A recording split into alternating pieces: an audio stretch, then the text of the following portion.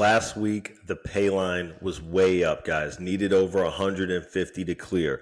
We were just shy of that with the cash game, and the same for the tournaments. The Jordan Love lineup went to the moon, but fell just short in the winner take alls. No worries. Let's get after it this week and get back on the winning trail. Thursday, Bucks at Falcons. Not a lot of defense in this one. This whole division, really, the NFC South, is just kind of like the same teams at times, if that makes sense. The Falcons win this one, but the Bucks could have just as easily won if the matchup was in Tampa. All the numbers are going to be inflated from these passing games moving forward because neither side could do anything really to shore up their defensive efforts. We need to watch both teams. These defenses, we got to watch both these guys because they'll be targets for us in matchups upcoming, depending on who they're facing.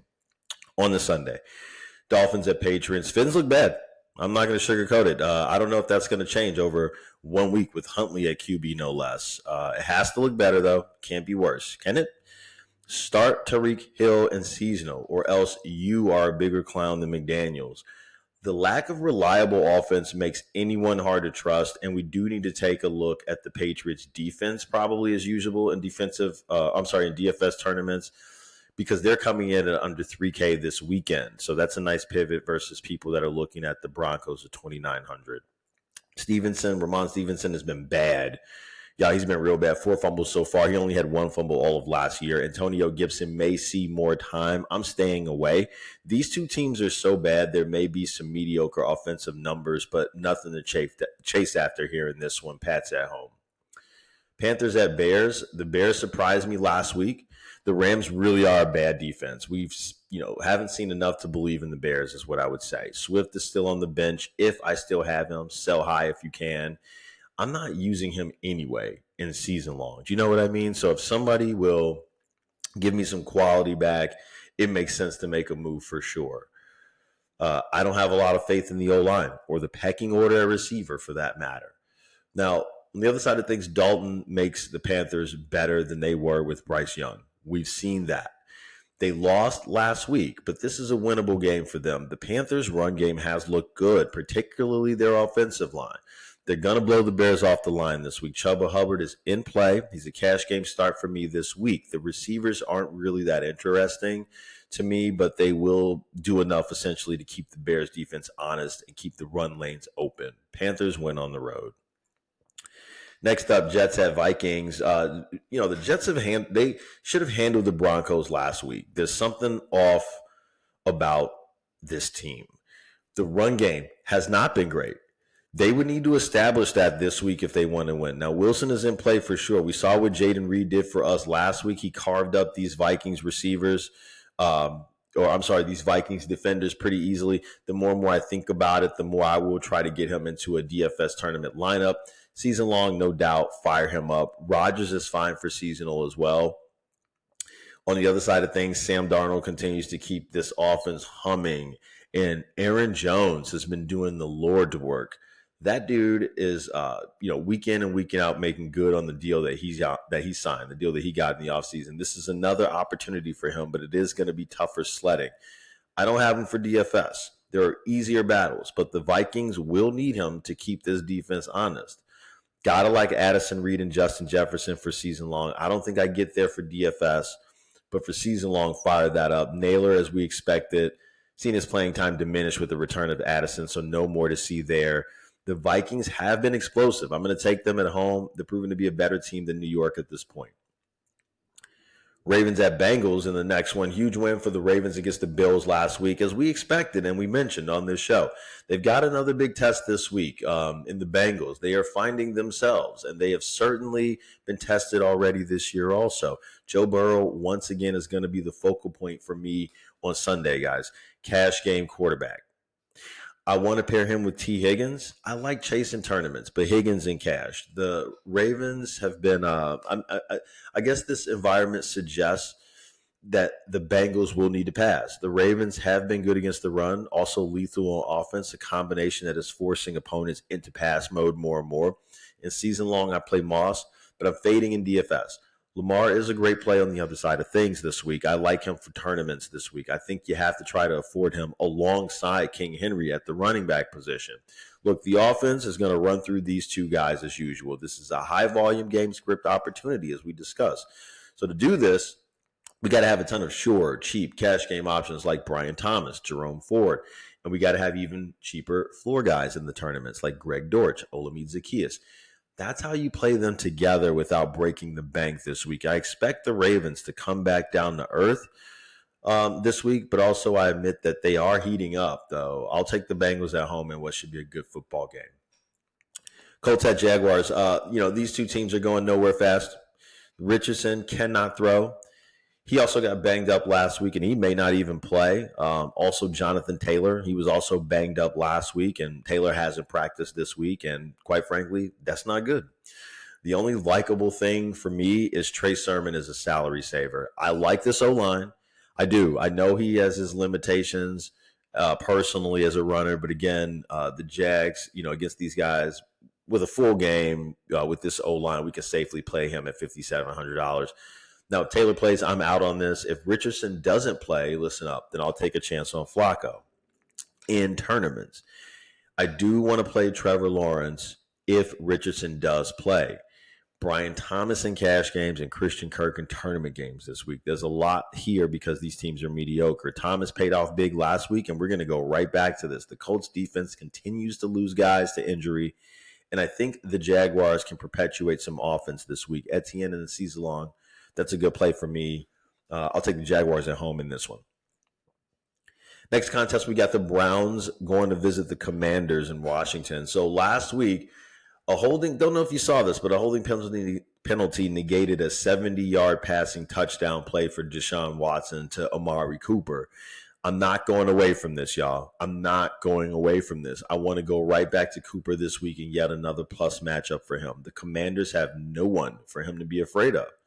Also, and again, his supporting cast is very good, meaning the cast behind Cooper. Jerry Jeudy coming off his most productive game as a Brown, 69 receiving yards. And Njoku's coming back. He's getting healthy. And Ford providing that consistent presence in the backfield. Watson also, for his part, has been very accurate on his throws on target. At $6,200, Cooper's in the cash game again, guys. Can't deny these targets. I think it was 8 last game. 8 high-value looks. Sign me up. That's the floor for him from week to week.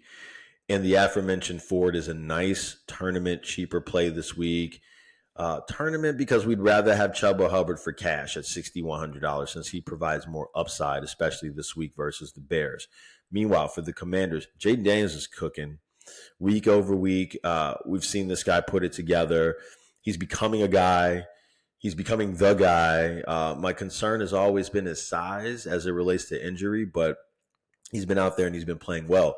He's also getting the ball around to a few targets, which has made life so much easier for McLaurin. Terry McLaurin is in play again this week for sure, $6,100. I'm not too excited about the run game for the Commanders versus Cleveland this week. But both of these teams are also banged up, so it's not impossible that we get an ugly slugfest.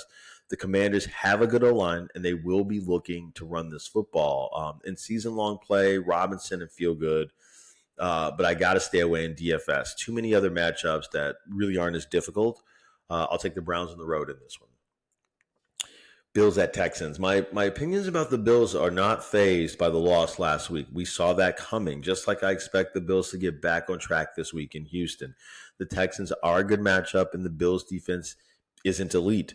We can expect some offense here. Baltimore defense really put the kibosh on this plan last week. But as I said, the Bills' defense aren't as tough of a matchup here with Houston.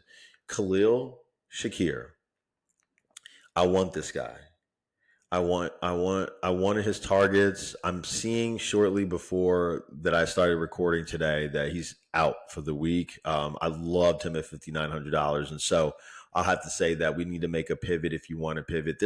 I'm giving you several cash games options this week. You don't need him, but a nice pivot if you want another Bill is going to be Curtis Samuel. I am debating whether that's going to be cash game or not, but real miss not having Shakir here. Would have loved to fire him up. Josh Allen also in a good spot. Look, James Cook feels more like a seasonal play versus DFS this week. On the Texans side, You know, definitely want to play Stroud in tournaments. He would need to ball out for them to win this week. Nico Collins is, pretty expensive, and Stephon Diggs is not. I continue to play Diggs as the price makes much more sense for a stack than it would with Collins. And after last week, also, I'm expecting that Collins is going to be very popular. So playing Diggs gives us an edge as far as ownership goes. Plus, if you like that sort of thing, it's a revenge game for Diggs. Love his price at $6,900. Love his role. Let's use him again this week in tournaments. I expect a fun game that the Bills find a way to take on the road.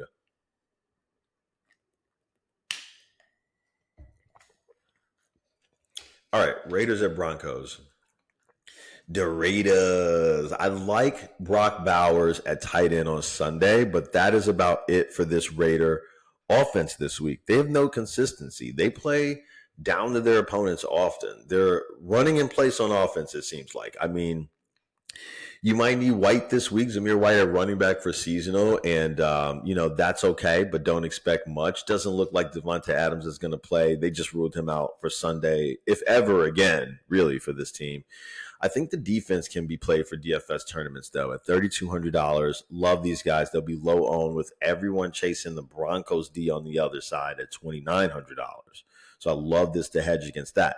They've been okay lately as far as the Broncos have, and I think they can hold the Raiders in check. So it's not a bad play, but the popularity of the play suggests we need to get away from it. The Broncos don't have any reliable pieces, but I guess Cortland Sutton, Javonte Williams, they're there for seasonal. One of these two teams will be coming away with the ugly victory, is what I surmise here. The highlight of both teams is defense. Both teams feature instability at offense. I think I'll take the Raiders on the road in the tough divisional matchup. Cardinals at Niners. So, the Niners are doing what the Dolphins just flat out refuse to do, and that is make a plan to find ways to win without the star player. They'll have to band together this week, will the Niners? Mason was strong last week, and he's a nice tournament play option this week at his price of $7,400. I think people will be more tempted to stay away, but the matchup is strong, and he can pay off. Another guy, I think, who can pay off this week potentially is Deebo Samuel. He's getting back to healthy, and he was involved last week, and he figures to be more so this week at $6,800. He makes a lot of sense for cash games for me this week. We've seen what the offense can be when Purdy has his full complement of weapons. They're healthier this week, and I expect the defense to continue to play better. Kyler makes sense on the other side for tournaments. He'll have to do a lot to give his team a shot at winning this game on Sunday, flat out. So we do like that upside. Now, the performance is not for sure because of this defense they're facing, so it is a tournament play. But James Conner is another play. For me, he's cash game consideration this week. Really so much to like about the chance to even catch passes, right? Like he's got a lot of opportunity out there, a chance to get the goal line work in a game they figured need many points to win. Fire him up for tournaments. I think Dortch is a nice reach that is affordable. At $4,500, he allows us to fit in some of the more expensive guys we're eyeing this week, like King Henry, Josh Allen, or Lamar Jackson. So I'm going to take the Niners in a game I think they win convincingly. Next up, we got the Packers at the Rams. So Jayden Love to Jayden Reed was an absolute rocket ship for us last week. Getting this low owned, not paying a mind to the injury designation and declaring the stack, almost paid thousands in exchange for less than $1 on that bet. So close. I mean, that's what we want. I think everybody's going to be flocking to these two, though, this week in a decidedly winnable matchup against the Rams. This LA defense is awful, it seems. Very hard not to like the Packers all around, but Love is too popular for such a winnable matchup. Not sure he's going to need to, go off to win this one is what I mean. I could see him getting pulled because they may even be ahead by too much. I'm going to fade Love and Reed this week.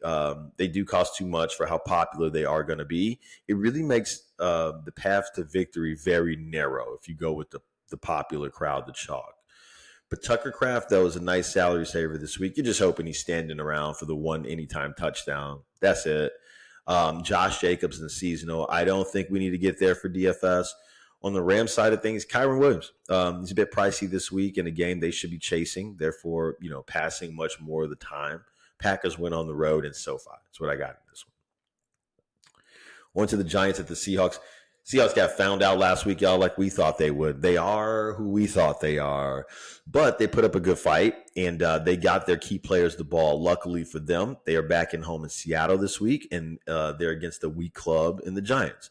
The New York Football Giants don't provide much resistance. Kenneth Walker, he's a great play. He can be played in cash games this week, in all formats this week. But I also think you can play DK Metcalf. He's in play here.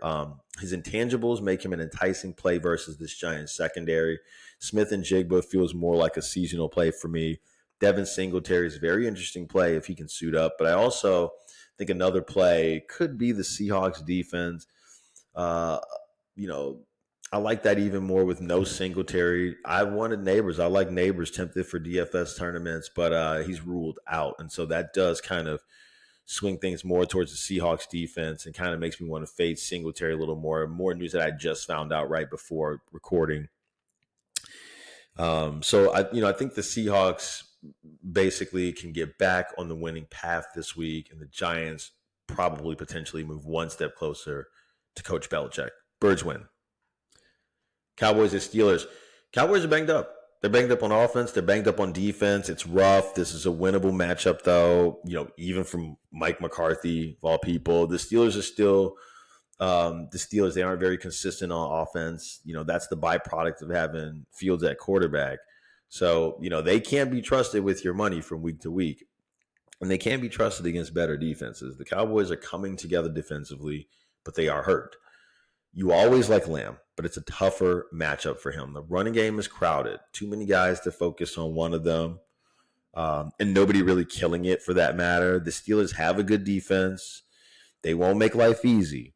The difference between these two teams is the Dallas Cowboys do have a better quarterback and wide receiver one, and that combo is better. The Pittsburgh offense is a liability. They keep the defense out on the field for too long, which is only going to get them exposed. The Cowboys win this very tough football game. Mike Tomlin don't like to lose at home or in prime time. This is going to be a war. Finally, on to Monday. Saints at Chiefs. Guys, I put some real thought into this one. Like I, did most of this show at once. And then I had to come back here because it was so hard to really think out what to expect based on what we've seen and the numbers thrown, at us as far as stats so far this year. I mean to say New Orleans is a tough football team with a lot of pieces in place, including competent coaching. They play down to their opponents, but they play up at times too. This team has very few holes, and when fully healthy, they can give the Chiefs the test on both sides of the ball. Obviously, moving forward without Rashee Rice, makes things a little more precarious for the Chiefs. That's going to make Kelsey take on more of a focal point. If you're an owner who's been upset about the lack of production, now's your time. If you want to sell high, now's your time. Kareem Hunt was eased in more like we hoped last week. That's great, and we can expect him to be integrated even further this week. It is a tough matchup, though. Same can be said for Kamara on the other side of the ball. Good runner and a good offense, but the opponent is tough this week. We have to be thinking more of a floor kind of outing.